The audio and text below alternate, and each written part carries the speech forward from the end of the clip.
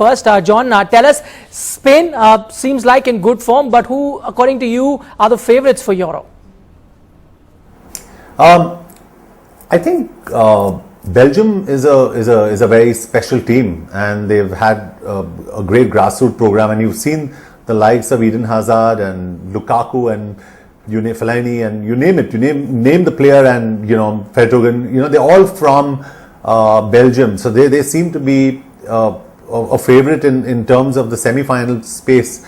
Spain you can never discount. If I had to pick out one team, it would be Germany. Germany is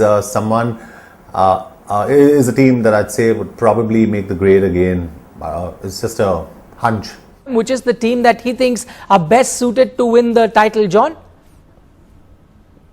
The Copa America, I think, again, you've got Brazil, you've got Argentina, you've got so many other South American teams, but the one that I'd say is a favorite in a way is Chile.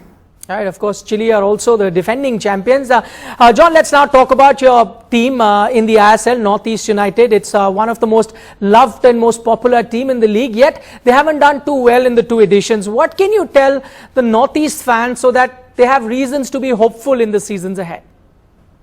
Well, I think last season was great for us. We just missed the playoffs, unfortunately, and we'd like to be in the playoffs this season, but I'd just love to tell all the people of the Northeast that my heart is with the Northeast, and I really, each year we try and make sure that we develop young players from the Northeast so that we can win the league one day. So the process is slow, but we're here for the long run. We're not here for the immediate big signings and fancy names and go out there. Because I have football in my heart, and it's not about buying foreign players, but it's about developing Indian talent, and that's what Northeast is known for, and that's what I want to do with Northeast United FC. I want to build that Indian talent pool and make sure that maybe one day I probably have an all-Indian team playing against all these people. I mean, it's nice to have foreign players because they've given a lot of experience, but it's great to be proud of a region that actually creates football players for the rest of the country.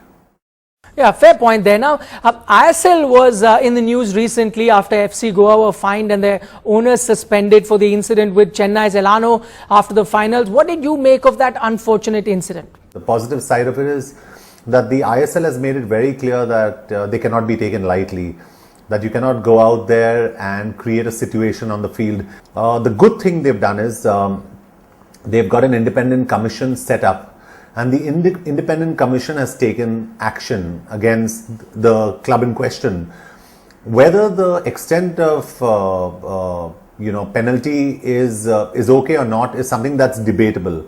And most important, Nikhil, and I say this on record, this was actually very good to set up an independent commission and take action simply because we want foreign players to know that they can't take the Indian ecosystem lightly.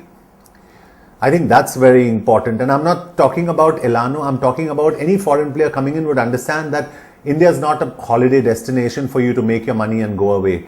Because we as the ISL, we as players, including Goa, including Chennai, including Atletico, Kolkata, all of us, we look at football very seriously. And okay, valid point there. Sorry to cut you off there, but we're running out of time. Finally, we may be talking about football, but let's turn our attention to cricket because your next film, Dishoom, has a cricket theme. The trailer is looking very nice, but tell me, is the protagonist cricketer Viraj a direct reference to Virat? Well, Viraj is an individual character, and we've not based it on, it's pretty evident from the trailer that we're talking about India's top batsman. India's top batsman could be Virat Kohli, could be Rohit Sharma. Our character is called Viraj Sharma. So we've been very safe with the way we've played our name. But it's about India's top batsman going missing just before an India-Pakistan game. So you can imagine what you're looking at. So it's a fun film, it's a buddy cop film, it's an action-adventure film, but it's a film with great content, and you're trying to reach and meet. They're trying to figure out who this person is and how he's been kidnapped and what's happening. So the response has been fantastic.